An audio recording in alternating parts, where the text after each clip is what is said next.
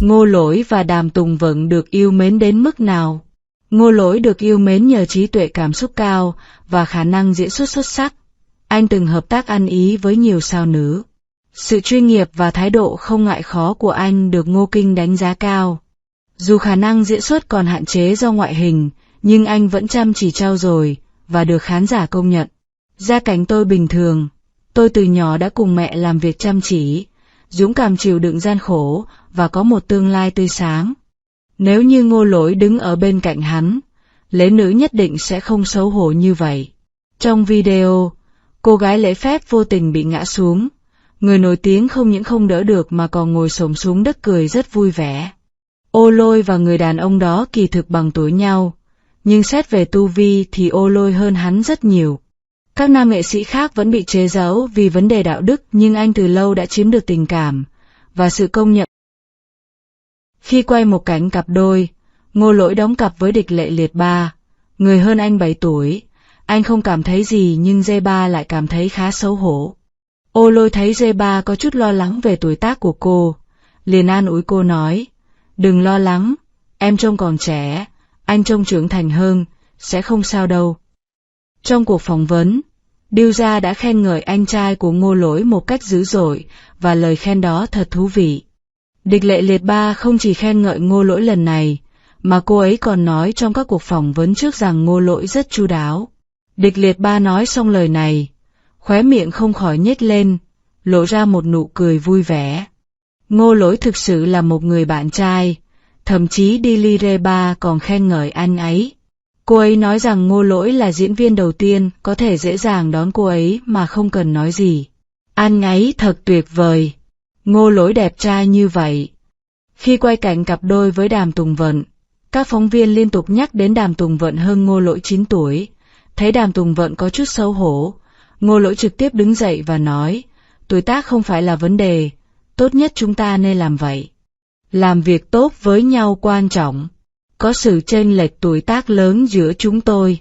Tôi 15 tuổi và cô ấy chỉ mới 6 tuổi. Sau khi nghe câu trả lời của Ngô Lỗi, Đàm Tùng Vận mỉm cười đến tận mang tai. Mới 15 tuổi mà đã nói chuyện giỏi như vậy, trí tuệ cảm xúc cao như vậy thì quả thật không có gì đáng nói, tuyệt đối toàn điểm. Anh ấy đơn giản là bậc thầy về cảm xúc của con người. Anh ấy luôn có thể cảm nhận được ngay những thay đổi trong cảm xúc của người khác, rồi đưa ra lời an ủi ngay lập tức, khiến mọi người đều cảm thấy ấm áp trong lòng. Sau khi Triệu Lệ Dĩnh ly hôn, cô và Ngô Lỗi cùng nhau tham gia một chương trình tạp kỹ. Thấy không vui, Ngô Lỗi nhanh chóng cầm khẩu súng bắn hoa của mình bắn vào cô, hy vọng có thể khiến cô vui vẻ, đồng thời để cô nói chuyện. Ngô Lỗi thật ấm lòng, anh luôn cẩn thận chỉ bảo Triệu Lệ Dĩnh làm thế nào để thắng trò chơi, đồng thời trực tiếp hỏi xem tâm trạng của cô có tốt hơn không. Ngô Lỗi thực sự đã suy nghĩ rất nhiều để khiến Triệu Lệ Dĩnh tích cực hơn trong chương trình. Triệu Lệ Dĩnh nhanh chóng bị Ngô Lỗi ấn tượng, thậm chí còn đặc biệt trao tặng huy chương cho anh ta. Bạn tốt Tạ Na của Triệu Lệ Dĩnh cũng cảm động trước hành động ấm lòng của Ngô Lỗi. Khi đó, Ngô Lỗi tham gia Happy Camp cùng các diễn viên nam trong đoàn phim Tornado. Khi người dẫn chương trình nói về việc cô gái không đến hiện trường, lời nói của Ngô Lỗi khiến Tạ Na cảm thấy ấm áp và trầm ngâm. Ngô Lỗi đơn giản là một chuyên gia thu hoạch chị em, và anh được Karina Lau khen ngợi vì trí tuệ cảm xúc cao. Mặc gì Karina Lau, nhưng khi gặp cô lần đầu tiên, anh đã trìu mến gọi cô là em gái, điều này thực sự rất lịch sự. Khi Karina Lau nhìn thấy chàng trai trẻ này, cô thực sự ngạc nhiên trước vẻ đẹp trai của anh ta. Ngô Lỗi rất quan tâm đến em gái mình nên không cần phải nói, anh ấy chắc chắn là một người anh trai có trái tim ấm áp. Tham dự một sự kiện cùng Trương Tử Phong, chị tôi chợt phát hiện micro của mình im lặng. Cũng may Ngô Lỗi ở bên cạnh rất đáng tin cậy mà không nói gì. Ngay khi video này vừa ra mắt, người hâm mộ của mẹ Ngô Lỗi đã ngay lập tức trở thành fan của bạn gái anh. Mọi người đều vô cùng phấn khích. Ngô Lỗi, thật là một chàng trai trẻ tuyệt vời. Không chỉ chiếm được tình cảm của nhiều sao nữ bằng nỗ lực và hành động của chính mình, anh còn nhận được sự yêu thương, quan tâm từ anh trai Ngô Kinh như đối xử với con ruột của mình. Thật đáng ghen tị. Khi Ngô Kinh đang được phỏng vấn tại Ngô Lỗi, đôi mắt anh ấy lập tức sáng lên, thậm chí còn không buồn trả lời xong câu hỏi của phóng viên mà vội vàng dang rộng vòng tay cho Ngô Lỗi một trận lớn. Ôm! Sau khi hai người trò chuyện ngắn gọn, Ngô Kinh nhiệt tình gọi điện cho phóng viên và yêu cầu Ngô Lỗi phỏng vấn trước. Ngô Lỗi cũng rất hào phóng và trả lời một số câu hỏi do phóng viên đưa ra một cách tự nhiên. Ngô Kinh cười đến mang tai, giống như một ông bố già vui vẻ. Ánh mắt đối với Ngô Lỗi tràn đầy yêu thương. Ngay từ cái nhìn đầu tiên hắn đã rất thích đứa trẻ này. Nhưng ngay cả phóng viên cũng không thể hiểu nổi tại sao hai người lại có mối quan hệ tốt như vậy. Sau đó, cả hai cùng biểu diễn trên cùng một sân khấu. Phóng viên đã chụp được cảnh họ đứng cùng nhau, lặng lẽ trò chuyện và cười nói vui vẻ.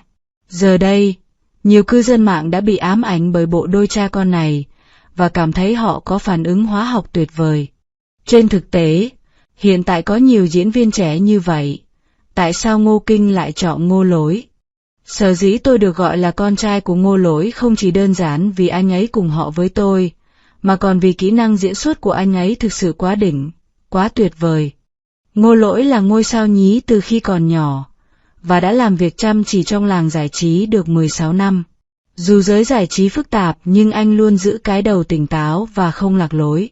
Hiện nay, New Dien Vien Tre Luachon Tiaro Ton Goi So Noi Tiang. Họ thường đóng thế, hát nhép khi diễn, và không chú trọng nhiều đến diễn xuất thực tế. Ngô Lỗi có nguyên tắc của riêng mình, anh ấy sẽ không mù quáng chạy theo xu hướng, cho dù muốn đóng vai nam chính cũng sẽ không chấp nhận những bộ phim dở. Chẳng bao lâu, phẩm chất vượt trội này đã giúp anh đạt đến đỉnh cao đầu tiên trong sự nghiệp. Ngô Lỗi trước đây từng đóng vai chính trong bộ phim truyền hình siêu nổi tiếng. Trong bộ phim đó, anh vào vai Phây Lưu, nhân vật suốt ngày đi theo Linh Su do Hồ Ca thủ vai và bảo vệ anh. Anh ấy đã làm rất tốt, và mọi người đều yêu thích vai diễn mà anh ấy đã đóng. Mặc dù Ngô Lỗi còn trẻ nhưng kỹ năng diễn xuất của anh ấy thực sự rất rõ ràng, và anh ấy rất đáng chú ý trong số các diễn viên kỳ cựu. Điều này khá đáng ngạc nhiên. Ngay khi bộ phim ra mắt, Ngô Lỗi đã giành được sự yêu mến và khen ngợi của đông đảo khán giả. Anh đã vào vai thành công một nhân vật ăn sâu vào lòng người dân. Nhờ diễn xuất xuất sắc này mà Ngô Lỗi còn giành được giải nam diễn viên triển vọng nhất tại Liên hoan phim truyền hình toàn quốc. Sau này, sự nghiệp diễn xuất của Ngô Lỗi ngày càng khởi sắc. Anh từng tham gia nhiều bộ phim truyền hình nổi tiếng như Đấu Phá Cầu, Long Song Sinh. Anh ấy khá giỏi, được đạo diễn vĩ đại Giang Ji-mu chọn để thực hiện bộ phim Sa Đô với những tên tuổi lớn như Sun Lee. Ngô Lỗi vào vai con trai của tướng quân, vai tướng quân do Hồ Quân đảm nhận. Kỹ năng diễn xuất của Ngô Lỗi thực sự rất tuyệt vời. Anh ấy không chỉ đóng vai đối diện với Hu Jun một cách xuất sắc mà còn thể hiện rất tốt phong thái oai vệ của một người chỉ huy quân sự. Những cảnh trong phim đặc biệt gây sốc và có thể khiến người ta sôi máu. Tuy nhiên, Ngô Kinh đánh giá cao Ngô Lỗi không chỉ vì khả năng diễn xuất tuyệt vời mà còn vì khí chất chàng trai cứng rắn và tinh thần không ngại gian khổ. Woo Jin không thích kiểu văn hóa ăn thịt và ẻo lả chỉ dựa vào mặt mũi và sự kiêu căng. Khi làm phim, anh ấy không bao giờ sử dụng những diễn viên mới chỉ dựa vào ngoại hình của họ. Thay vào đó anh ấy thích tìm những diễn viên có thể chịu đựng khó khăn và chấp nhận ý kiến của người khác. Ngô Lỗi là một nghệ sĩ rất giỏi. Để vào vai Long Song Sinh, anh ấy đã chăm chỉ tập luyện trong 4 tháng. Cuối cùng, anh ấy đã phát triển cơ, thoạt nhìn trông anh ấy rất nam tính. Ngô Kinh mời Ngô Lỗi đóng vai chính trong Me Father and Me, để đóng vai con trai anh. Sau khi tham gia cảnh quay, Ngô Lỗi đã thể hiện rất xuất sắc và không làm Ngô Kinh thất vọng chút nào. Ngô Lỗi vô tình bị trúng bom khi đang quay phim. Anh ngay lập tức cảm thấy đó là lỗi của mình và nhanh chóng nói lời xin lỗi với các nhân viên ở trường quay. Nhìn thấy Ngô Kinh quay lưng lại, Ngô Lỗi lập tức nói, tôi không sao, tôi có thể tiếp tục quay phim, không cần dừng lại. Anh ấy không muốn dừng lại vì chuyện nhỏ nhặt như vậy. Sau khi kết thúc việc quay phim ngày hôm đó, Ngô Lỗi vội vàng đến bệnh viện để chính thức điều trị. Bởi vì Ngô Lỗi đặc biệt tận tâm, nên đã giành được sự ngưỡng mộ và yêu mến của Woo Jin. Mặc dù Ngô Lỗi diễn xuất cực kỳ nghiêm túc và không hề cẩu thả nhưng kỹ năng diễn xuất của anh vẫn bị mọi người chê bai. Nếu một bộ phim không được Bộ phim Long Song Sinh thực sự đã mắc phải một sai lầm lớn khi yêu cầu một nữ diễn viên rất trưởng thành và rất quyến rũ vào vai một cô gái 14, 15 tuổi. Quên đi, bộ phim còn mời một em trai đầy nắng vào vai, loại nhân vật nam nhi trên thảo nguyên. Vai diễn của hai người này không mấy phù hợp với họ, khiến toàn bộ phim dường như hoàn toàn không nhất quán, không có cảm giác chính phú ấm lòng chút nào. Kỹ năng diễn xuất của Ngô Lỗi cũng bị nghi ngờ khá nhiều. Sở dĩ Ngô Lỗi bị chê về kỹ năng diễn xuất chủ yếu là do các vai diễn anh đóng ngày càng hạn chế về ngoại hình, và không dễ thể hiện những phong cách khác nhau, điều mà mọi người gọi là dẻo chưa đủ mạnh. Ngô Lỗi luôn để lại ấn tượng rất tốt trong lòng mọi người. Hồi nhỏ anh ấy đẹp trai đến mức từng đóng quảng cáo cho đối tác vàng.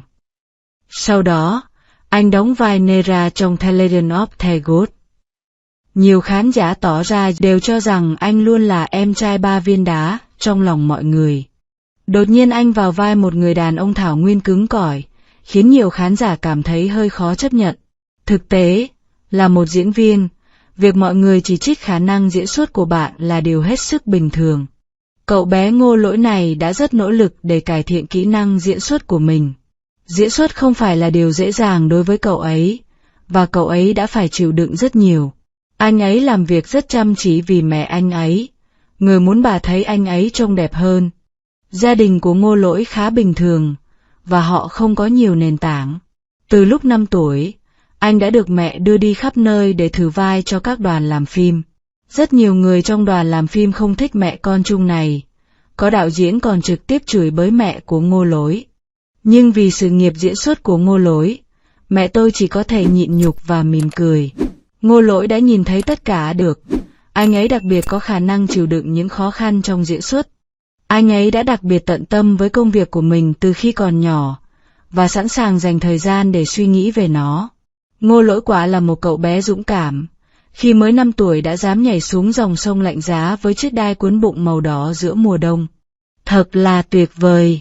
Khi vào vai Như Ý, để khiến bộ phim trông chân thực hơn, Ngô Lỗi đã leo lên tảng đá bằng tay không mà không dùng dây, nhưng màn trình diễn của anh đặc biệt mượt mà và linh hoạt.